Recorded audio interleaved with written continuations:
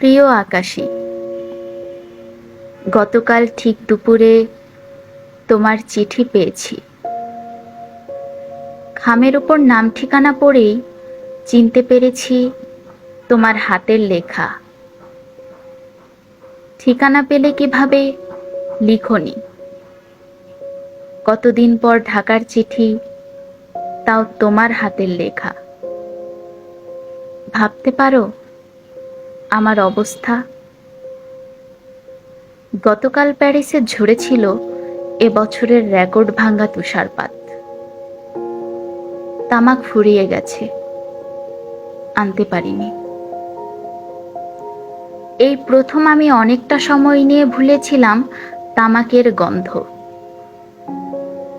তোমার চিঠিতে পরিবর্তন আর বদলে যাওয়ার সংবাদ।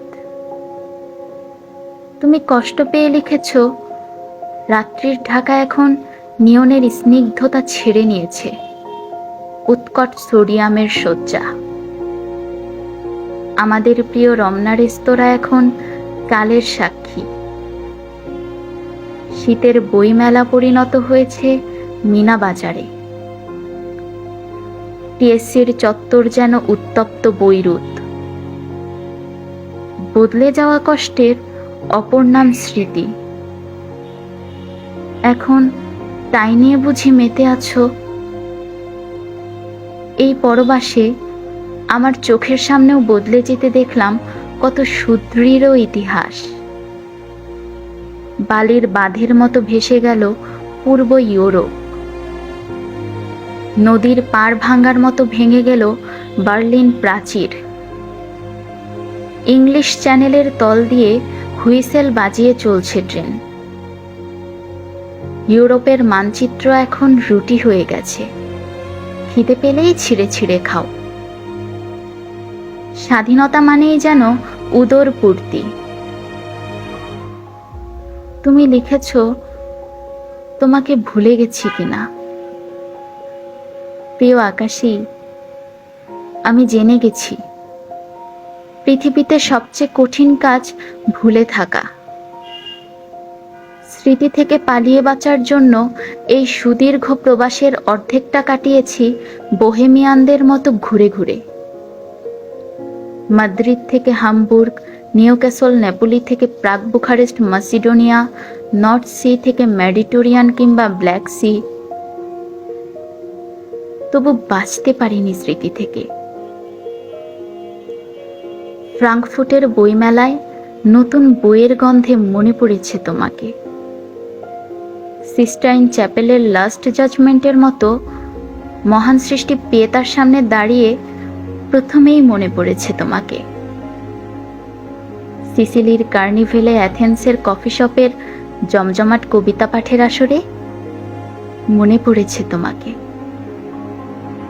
পালামোর সৈকত কিংবা ভিয়েনার তারাজলা রাত্রির আকাশে তাকিয়ে মনে পড়েছে তোমার প্রিয় কবির কবিতা। Under the white and starry sky, dig my grave and let me lie.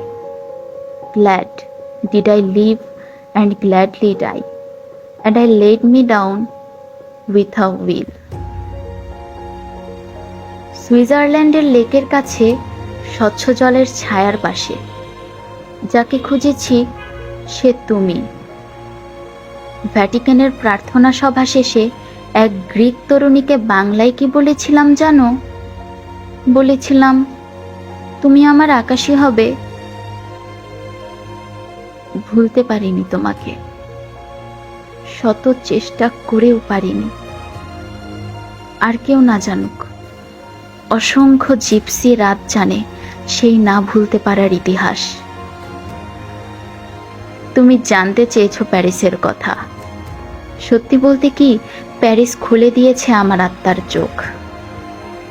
সঙ্গীত আর শিল্পের অভিন্ন সুর আমি শুধু প্যারিসেই শুনেছি। ক্লিওনে কনসার্টে যতবার মোজার্ট কিংবা বিটোভেন শুনেছি, ততবারই কেন যেন চিরদুঃখী পাগল ভিনসেন্ট ভ্যান গোগের কথা মনে পড়েছে। সমস্ত প্যারিসের রাস্তায়, গ্যালারিতে, ফেস্টিভ্যালে খুঁজে ফিরেছি ভিনসেন্টের কষ্ট। তোমার প্রিয় গায়ক জিম মরিসনের শেষ দিনগুলো কেটেছে এই প্যারিসে। প্যারিসেই জিমের কবর। অগণিত শিল্পীর কষ্ট থেকে প্যারিস পেয়েছে সৌন্দর্য, কষ্টই প্যারিসের ঐশ্বর্য। আমাদের সুবর্ণ সময়ের স্বপ্নের প্যারিসে আজ নিজেকে ভীষণ একা মনে হয়। এলোমেলো পড়ে আছি শিল্প সাহিত্যের এই যাগযজ্ঞে। তীব্র শীতের শ্বাসকষ্ট ভোগায় মাঝে মাঝে। এই তো সেদিন আবারও বদলালাম চশমার কাজ। প্রতিনিয়ত হেরে যাচ্ছি সময়ের কাছে। তুমি মনে রেখো, পরিবর্তনের দমকা হাওয়ায় আমি বদলাইনি এতটুকু।